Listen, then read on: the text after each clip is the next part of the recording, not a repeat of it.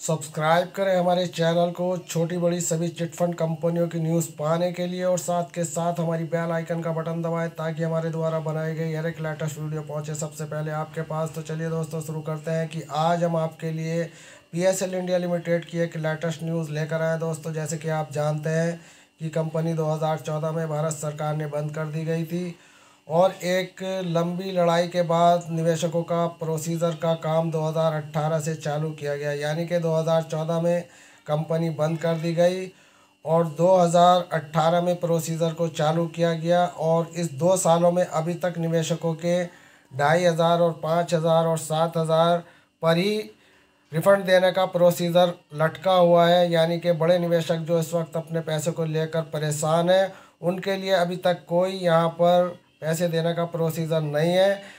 दोस्तों सबसे बड़ी बात यह है कि कई परिवारों की ज़िंदगी भर की कमाई डूबी है और PSL में सालों से राशि मिलने का इंतज़ार कर रहे हैं। जी हाँ दोस्तों, हम केस नंबर 1 की आज बात करेंगे। जिनका पैसा यहाँ पर मोटा लगा हुआ है उनके बारे में हम बात करेंगे कि सेबी विभाग से हम इन निवेशकों के बारे में पूछते हैं तो वो हमें गोलमोल जवाब देते हैं। जी हाँ दोस्तों, केस नंबर 1 ये है कि अरुणावता के जंगशेर ने 9 साल पहले PSL में 1 लाख रुपए की FD कराई थी।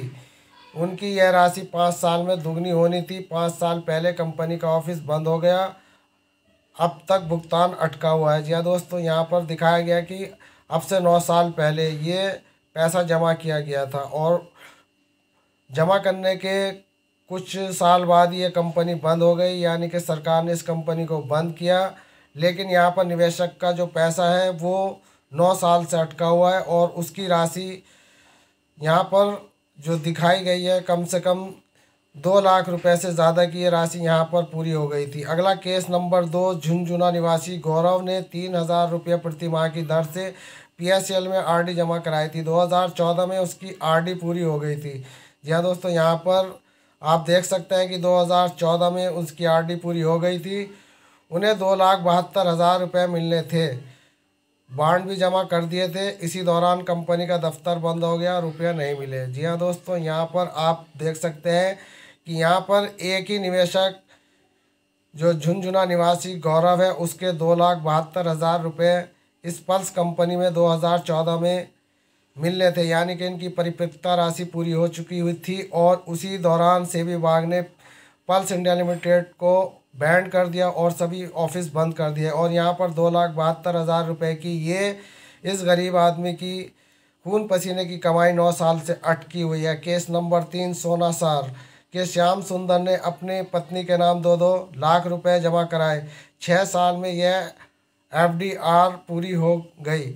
रुपए मिलने इससे पहले, यानी कि रुपया मिलते इससे पहले कंपनी का दफ्तर बंद हो गया और यहाँ पर दिखाया गया कंपनी भाग गई। लेकिन दोस्तों वास्तविकता क्या है वो आप और हम जानते हैं कि कंपनी को भारत सरकार की गलत नीतियों के कारण बंद कर दिया गया, क्योंकि ये भारत सरकार के द्वारा 35 साल पहले ऑडिट कर दी गई थी और इसको लाइसेंस दिया गया था। और इसका प्रत्येक साल जो कंपनी PSL इंडिया कंपनी का यहाँ पर हर साल क्लोज होता था और हर तरीके से यहाँ पर जो भी इनका हिसाब किताब लेन देन होता था वो पूरा भारत सरकार को जाता था। यहाँ तक कि जो इस कंपनी के एजेंट थे उनका भी जो कमीशन वो पाते थे उस पर TDS लगता था, वो भी भारत सरकार को प्रत्येक वर्ष जाता था। तो दोस्तों यहाँ पर कहीं से कहीं तक इस कंपनी की कोई गलती नहीं, यहाँ गलती केवल सरकार की उन नीतियों की है जिनके कारण इस कंपनियों को बंद किया गया। एक भारत सरकार की एकलौती PSL इंडिया लिमिटेड कंपनी नहीं, ना जाने कितनी 3000 कंपनियां ऐसी हैं जो भारतवर्ष की गलत नीतियों के कारण ये बंद कर दी गई। और यहाँ पर 15 करोड़ से भी ज़्यादा निवेशक ऐसे हैं जो अपने पैसे को लेकर परेशान हैं। तो दोस्तों हम बात कर रहे थे यहाँ पर PSL इंडिया लिमिटेड की, तो PSL इंडिया लिमिटेड के 5,85,00,000 लोग इस वक्त अपने पैसे को लेकर सेबी विभाग और RM लोढ़ा कमेटी के मुंह को ताक रहे हैं, जबकि RM लोढ़ा कमेटी और सेबी विभाग ने प्रोसीजर के नाम पर निवेशकों को झुंझुना जो इस वक्त 2 साल से दिखा रहे हैं वो 5,000, 6,000 और 2,500 तक का ही यहाँ पर अभी तक निवेशकों का प्रोसीजर चालू किया गया है। देनदारी के नाम पर 8 लाख निवेशकों को ही अभी रिफंड देने का दावा किया गया है, लेकिन हमारे क्षेत्रीय के निवासी कहते हैं कि हमारे पास अभी तक कोई पैसा नहीं आया। यानी कि जो छोटे निवेशक 2,500, 5,000, 7,000 वाले थे, उनके पास अभी तक कोई फूटी कौड़ी नहीं आई।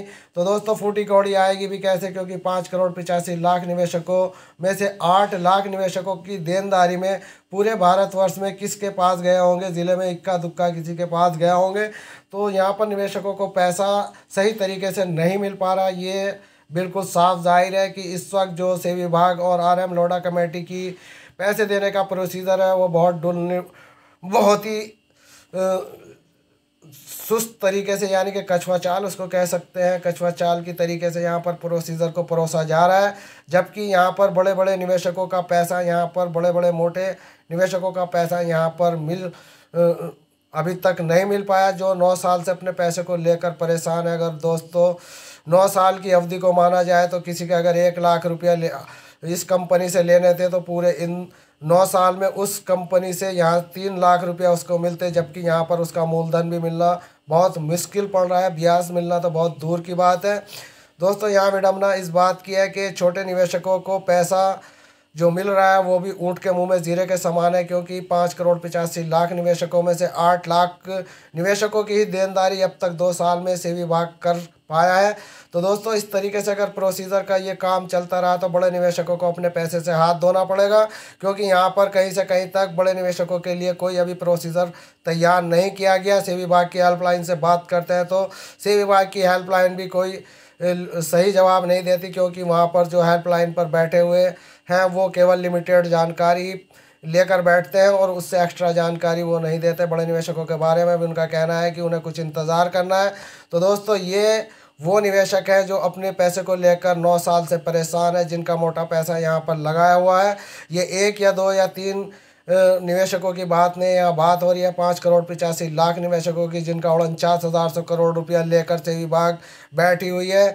तो दोस्तों देखना है कि भविष्य में ये बड़े निवेशकों को पैसा मिल पाएगा या नहीं मिल पाएगा। हम समय है और समय की तरीके से हम इस वक्त अपनी नज़र बनाए हुए हैं सेवी विभाग और RM लोढ़ा कमेटी पर कि ये बड़े निवेशकों का पैसा देते हैं या इस पैसे को हजम कर जाते हैं। ये एक बड़ा इस वक्त सवाल इस भारत सरकार के जो विभाग है उनके ऊपर खड़ा हुआ है। इस वक्त सबसे बड़ा सवाल उस सुप्रीम कोर्ट के द्वारा नियुक्त की गई RM लोढ़ा कमेटी की, वो कमेटी जिसने PSEL को 49,100 करोड़ रुपए देने की एक बड़ी जिम्मेदारी ली है। लेकिन यहाँ पर ऐसा लग रहा है कि 49,100 करोड़ रुपया देना सेवी विभाग के बस की बात नहीं, क्योंकि अंडरग्राउंड सेवी विभाग और लोढ़ा कमेटी PSEL के जो गुर्गे हैं वो अंडरग्राउंड इसकी जो प्रॉपर्टी है उसको अंडरग्राउंड बेच रहे हैं, जिसका अभी सेवी विभाग या RM लोढ़ा कमेटी को इसका कोई संज्ञान नहीं है, क्योंकि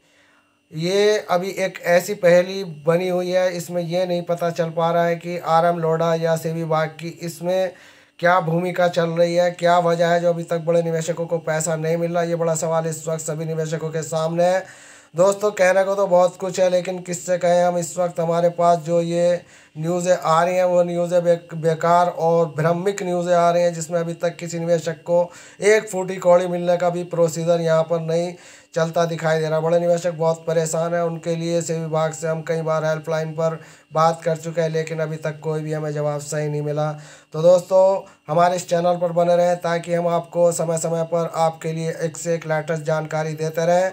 रही बात दोस्तों प्रोसीजर आगे बढ़ने की, तो वो प्रोसीजर बढ़ने का अभी कोई दूर दूर तक कोई चांस दिखता नज़र नहीं आ रहा। सेवी हेल्पलाइन की बात करें तो वो केवल अभी इंतज़ार करने को कह रही है और इंतज़ार देखते हैं हमें कब तक करना है। तो दोस्तों ये बड़ी खबर आपको ST न्यूज़ चैनल से दी जा रही है। खबर